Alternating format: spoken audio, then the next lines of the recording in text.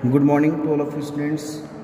बेटा हमारा जो बिज़नेस में जो यूनिट चल रही है, जो टॉपिक चल रहा है, वो चल रहा है कंज्यूमर प्रोटेक्शन एक्ट 1986। तो हमने लास्ट टाइम कंज्यूमर के राइट्स तक हमने पढ़ लिए थे, डिस्कस कर लिया था अच्छे से। अभी जो हमें डिस्कस करना है वो हम डिस्कस करने जा रहे हैं कंज्यूमर रिस्पॉन्सिबिलिटीज़। जो हमारा बेटा आज का टॉपिक है वो है कंज्यूमर रिस्पॉन्सिबिलिटी।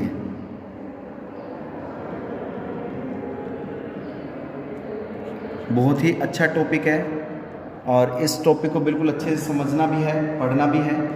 तो एक इसमें देखो, अभी इसमें एक बात कही गई है कि एक कंज्यूमर की क्या क्या रिस्पॉन्सिबिलिटी बनती है। कंज्यूमर की, एक कंज्यूमर का क्या क्या उत्तरदायित्व बनता है जब वो मार्केट में किसी गुड्स को खरीदने जाता है, तो उसका क्या क्या उत्तरदायित्व बनता है। उस उत्तरदायित्व को हम पढ़ेंगे कि एक कंज्यूमर किन किन चीज़ों को लेकर अवेयर रहना चाहिए। तो बेटा सबसे पहला जो आता है टॉपिक, वो आता है be aware about all similar product. पहला आता है be aware about all similar product.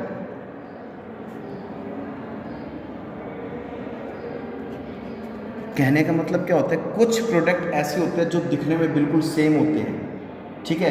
तो कई बार जो कंज्यूमर होता है वो कंफ्यूज रहता है कि इसमें से ओरिजिनल कौन सा है और डुप्लीकेट कौन सा है, ठीक है। तो वो कह रहा है कि एक कंज्यूमर की क्या रिस्पॉन्सिबिलिटी बनती है, जो एक प्रोडक्ट दिखने में सेम जैसे हैं, ठीक है, तो उनसे अवेयर रहे कि वो कहीं घटिया क्वालिटी के गुड्स को चूज़ ना कर ले। तो सेम तरह के प्रोडक्ट्स में बेटा उसको अवेयर रहना चाहिए, ठीक है। नेक्स्ट आता है second, focus on only standardise goods.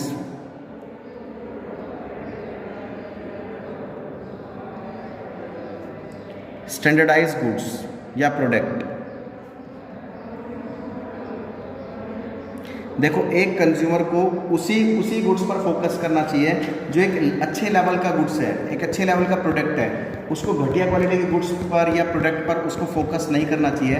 तो एक कंज्यूमर की रिस्पॉन्सिबिलिटी ये भी बनती है कि उसको उस प्रोडक्ट पर कंसंट्रेट करना चाहिए, उस प्रोडक्ट पर फोकस करना चाहिए जो एक अच्छे स्टैंडर्ड का है, एक अच्छे लेवल का है। तीसरी जो बात आती है, learn about the associated risk. Learn about the associated risk.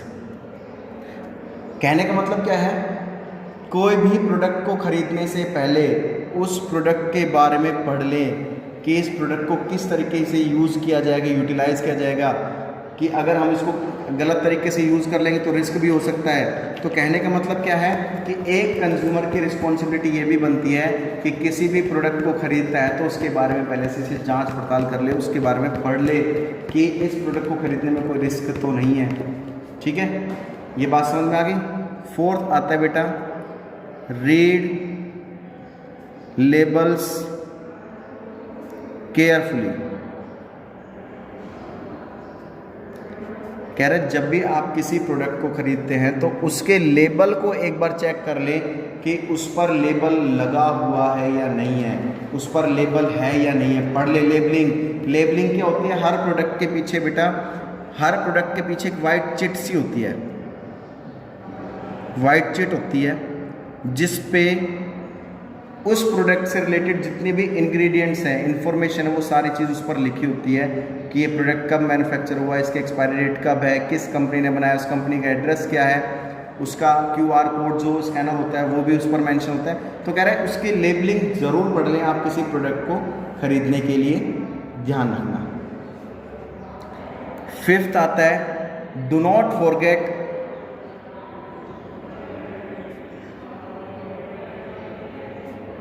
To get cash memo. कह रहे अगर आप एक कंज्यूमर की रिस्पॉन्सिबिलिटी बनती है, देखो एक कंज्यूमर की रिस्पॉन्सिबिलिटी बनती है अगर वो किसी भी दुकान से अगर किसी भी तरह का गुड्स परचेज करता है तो उसके रिस्पॉन्सिबिलिटी बनती है कि वो बेटा वो अपने साथ बिल ज़रूर ले ले, जितना उसने कैश पे किया है उसका कैश का बिल ज़रूर ले ले, ठीक है। तो वो कह रहा है do not forget to get, अपना कैश का बिल लेना ना भूले। एक कंज्यूमर की रिस्पॉन्सिबिलिटी बनती है कि अब वो जब भी कोई प्रोडक्ट खरीदता है तो अपने जो भी बिल उसका बना है, जितना उसने कैश पे किया है उसका बिल लेना ना भूले। इस चीज़ का खास तौर से एक कंज्यूमर को ध्यान में रखना होता है। 6 आता है always file complaint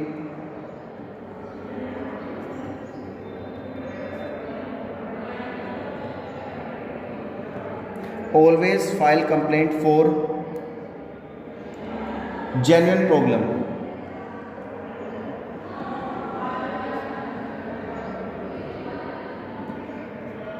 always file complaint for genuine problem.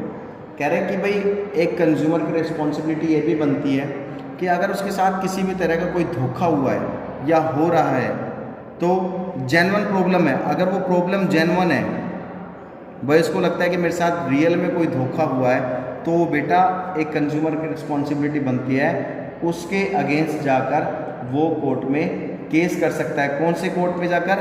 Consumer court में जाकर उसके सेलर के अगेंस्ट केस फाइल कर सकता है। कौन? कंज्यूमर कर सकता है। नेक्स्ट जो 7th टॉपिक आता है वो आता है form consumer societies. Form consumer societies. यहां पर क्या है? The consumer should form consumer societies. Consumer को कंज्यूमर सोसाइटीज का होना चाहिए। और सबसे बड़ी बात क्या होता है, जो सोसाइटीज होती है वो क्या रोल निभाती है सोसाइटी में कि कंज्यूमर को किस तरीके से एजुकेट करना है, कंज्यूमर को किस तरीके से अपने राइट्स को लेकर अवेयर करना है। तो मतलब सोसाइटी का काम क्या होता है कि कंज्यूमर को फुल्ली प्रोटेक्शन देना, फुल्ली उसको सेफ गार्ड प्रोवाइड करना, फुल्ली उसको अवेयर करना, फुल्ली उसको एजुकेट करना, ताकि कंज्यूमर के साथ किसी भी तरह की कोई भी धोखाधड़ी या अनफेयर ट्रेड प्रैक्टिस किसी भी तरह की ना हो। इस चीज़ का खास तौर से ध्यान रखा जाएगा।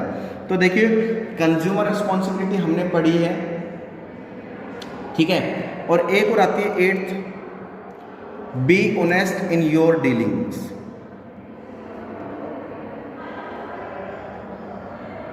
बी ऑनेस्ट इन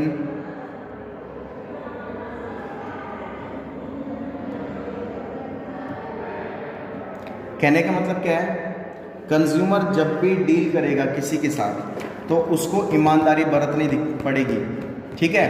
कोई भी अगर गुड्स को चूज़ करता है तो लीगल गुड्स एंड सर्विसेज को चूज़ करेगा। मतलब कहने का मतलब क्या है कि एक कंज्यूमर जब भी भाई कोई भी किसी भी गुड्स को डील करता है, किसी भी गुड्स को परचेज करता है, तो उसको पूरी अपनी ईमानदारी के साथ गुड्स को परचेज करना होगा और किसी भी इलीगल तरह के गुड्स एंड सर्विसेज को वो डील नहीं करेगा। अगर वो चूज़ करता है तो ऐसे गुड्स का चूज़ करेगा, ऐसे सर्विसेज का चूज़ करेगा जो कानून की नज़र में लीगल हो, इलीगल को नहीं करेगा वो। तो बेटा हमारे पास टोटल ये रिस्पॉन्सिबिलिटीज़ थी कंज्यूमर की, 8 रिस्पॉन्सिबिलिटी हमने पढ़ी है और आई थिंक आपको बहुत अच्छे से ये टॉपिक समझ में भी आ गया होगा। सबसे पहला है be aware about all similar products. Second है focus on only standardise goods और प्रोडक्ट्स। थर्ड है learn about the associated risk. Fourth है रीड लेबल्स केयरफुली। फिफ्थ है do not forget to get cash memo. Sixth है always file complaint for genuine problem. Seventh है form consumer societies and eighth है be honest in your dealings. तो कहने का मतलब क्या है, ये कंज्यूमर की रिस्पॉन्सिबिलिटी बनती है। जिन बच्चे ने बेटा स्क्रीनशॉट नहीं लिया है वो इसका स्क्रीनशॉट ले लें। अब देखिए इस टॉपिक को आपको अच्छे से पढ़ना भी है, समझना भी है और सबसे इम्पोर्टेंट बात बेटा ये है कि जितना भी टॉपिक आपको कराया जा रहा है वो आपको अच्छे से करना है, समझना है और हर अपने डाउट्स को लेना है। जितना हो सके पढ़ाई पर फोकस पूरा करो आप अपना, क्योंकि आप पढ़ाई पर फोकस नहीं करोगे तो बहुत बड़ी प्रॉब्लम हो जाएगी। तो कहने का मतलब ये इन शॉर्ट में कि आप अपनी पढ़ाई को रेगुलर रखिए, रेगुलर पढ़िए, तब तक के लिए बेटा बिल्कुल अपने सेफ रहिए, सुरक्षित रहिए और कोई डाउट्स है तो बेटा पूछते रहिए। जय हिंद, जय भारत।